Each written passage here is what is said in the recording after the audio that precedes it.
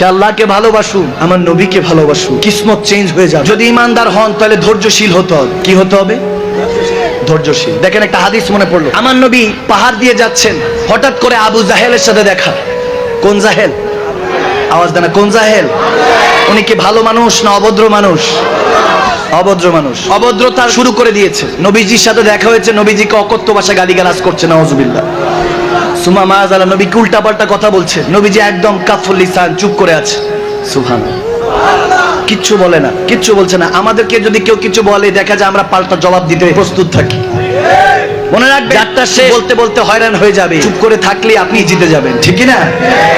চুপ থাকতে শিখতে হবে। আমার নবী চুপ করে আছেন, আবু জাহেল অনেক কথা শোনালেন, নবীজি কিছু বলছেন না দেখে সে আরো শোনালো, বলতে তুমি চুপ করে কেন আছো? আরো অকথ্য ভাষায় কথাবার্তা বললো। নাউজুবিল্লাহ, নাউজুবিল্লাহ পড়েন না।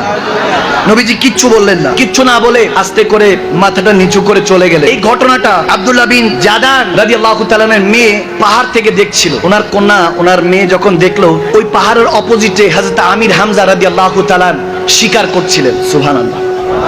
আমার নবীজির চাচা, আমার নবীজির কি চাচা, হযরত আমির হামজা। আসাদুর রাসূল ডাকা হয়, রাসূলের সিংহ ডাকা হয়। সুবহানাল্লাহ বলে।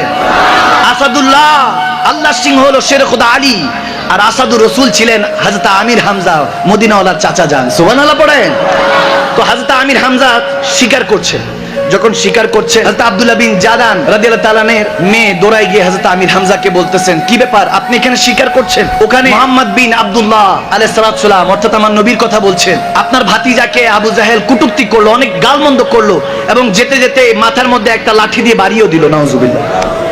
তারপরে তিনি কিছু বললেন না, এতিম বিধায় তেনার উপর টর্চার হচ্ছে, আপনি কিছুই বলবেন না। এখন চাচা তো যখন রক্তের উপরে আক্রমণ হয়েছে, কোদাল তো বুকের দিকে টানে, ঠিক না? চাচা তো ভাতিজার ব্যাপারে যখন এরকম শুনেছে, রক্ত টকবক করে উঠলো।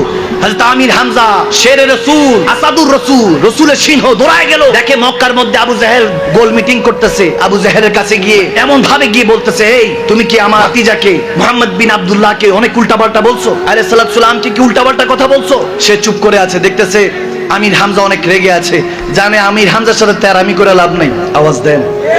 কিছু এলাকার মধ্যে দেখবে, আমাদের প্রতিবেশীর মধ্যে আশেপাশে এমনও আছে কিছু শক্ত মানুষ, ভালো মানুষ আছে, যারা এমন তেরা এমনি ভালো, কিন্তু যদি বেশি হস্তাদস্তি করেন, তেরা মানুষের রাগাইলে সমস্যা আছে, ঠিক না? আর সহজ সরল মানুষ একটু তেরা হয়, ঠিক না? সরল মানুষগুলি তেরা হয়, একটু ঘাত তেরা হয়, যেটা বুঝে একটাই বুঝে, ঠিক না? আর ওটা শুনতে চায় না। যখন কি বলতেছে আবু জাহেল, ওনার নাম ছিল আবুল হেকাম, আমার নবী ডাকছে আবু জাহেল, বড় যখন লকব দিয়েছে সেটাই টাইটেল হয়ে ছিল আবুল হেকাম, হিকমতকারীদের বাদশা, হাকিম, হাকিমদের পিতা বলা হতো।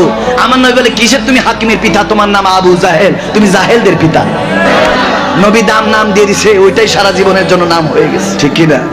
আমার নবী যেটা করে সেটাই আল্লাহ পছন্দ করে, ঠিক না? এখন যখন সেই নবীকে কষ্ট দিল, আমির হামজা বলতেছে, আমার ভাতিজাকে তুমি এটা বললা, ইচ্ছা মতো গালি দিয়া ওনার যে ধনুক ছিল, ওই ধনুকের ওটা দিয়ে দিছে আবু জাহেলের মাথায় একটা বাড়ি খাওয়ার পরে এত লোক কাফের সামনে মুশরিকরা কেউ সাহস করে না। আর আমির হামজা তখন কালমা পড়ে না, ভাতিজা হিসাবে ভালোবাসতেছে, ভাতিজা, নবী হিসাবে নয়। আর আমরা তো রেডিমেড মুসলমান উম্মত, আমরা যদি ভালোবাসি, দামটা ইজ্জতটা বাড়িয়ে দিবে কে? এই কথা শুনে আমির হামজা বাড়ি দিয়ে আমার নবীর সাথে দেখা করতে গেলেন। তখন খাদিজাতুল কুবরা উম্মাতুল মুমিনিন তিনি ওখানে ছিলেন, নবীজির ব্যান্ডেজ করতেছেন, মাথার মধ্যে যেহেতু বাড়ি পড়েছে, সুম্মা মাআযাল্লাহ, আমার নবীজির মাথা মোবারকে বাড়ি পড়েছে। উম্মত, আপনার আমার জন্য আমার নবী কষ্টগুলি করেছেন, ঠিক না? ঠিক না? আমার আপনার জন্য এই পরিবর্তন আমার নবী কষ্ট করেছেন। দো জাহানের বাদশা নবী আর সে থাকতে পারতেন, মদিনায় পিঠ লাগিয়ে রব্বি হাবলি উম্মতি বলে কাঁদছেন আপনার আমার জন্য, ঠিক না? ভাইয়ের আমার, বাবার আমার, যখন হযরত আমির হামজা হাদিসে এসেছে, যখন ঘরে গেলেন, দেখেন নবীজির মা খাদিজাতুল কুবরা ব্যান্ডেজ করছেন। নবীজি আমির হামজাকে দেখে, চাচা জানকে দেখে ভাতিজার মনে কষ্ট আসলো, নবীজির মনে কষ্ট আসলো। আমার নবীজি আমির হামজাকে জড়িয়ে ধরলেন, আমির হামজাও কাঁদছে, আমার নবীও কাঁদছে। কি প্রেমময় মুহূর্ত।